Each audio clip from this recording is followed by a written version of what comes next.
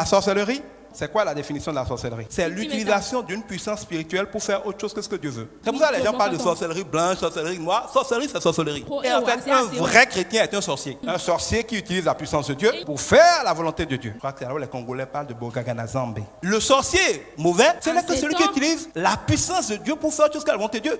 Satan, c'est quoi? C'est un ange de Dieu qui a décidé d'utiliser la puissance pour faire autre chose que ce que Dieu veut. C'est tout. C'est pour ça que quand on demande à Jésus comment il faut prier, il dit simplement, Père, que ta volonté soit faite comme elle est déjà faite au ciel. Parce que tu as commencé à choisir ce que tu veux, la probabilité est forte que tu fasses une prière satanique. Seigneur, je veux sauver cette relation. Je ne veux pas perdre mon conjoint, je ne veux pas perdre ma conjointe. Ce n'est pas bon de divorcer. Mais toutefois, Seigneur, non pas ma volonté, mais ta volonté. Seigneur, je veux cet emploi.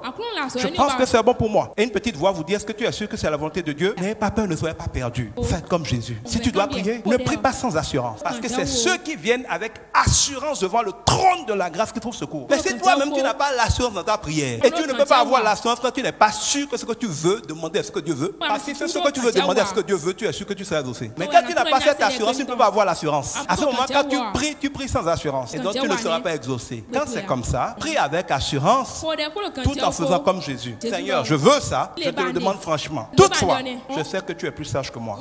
Je sais que tu es bon. Et tu ne veux que le meilleur pour moi.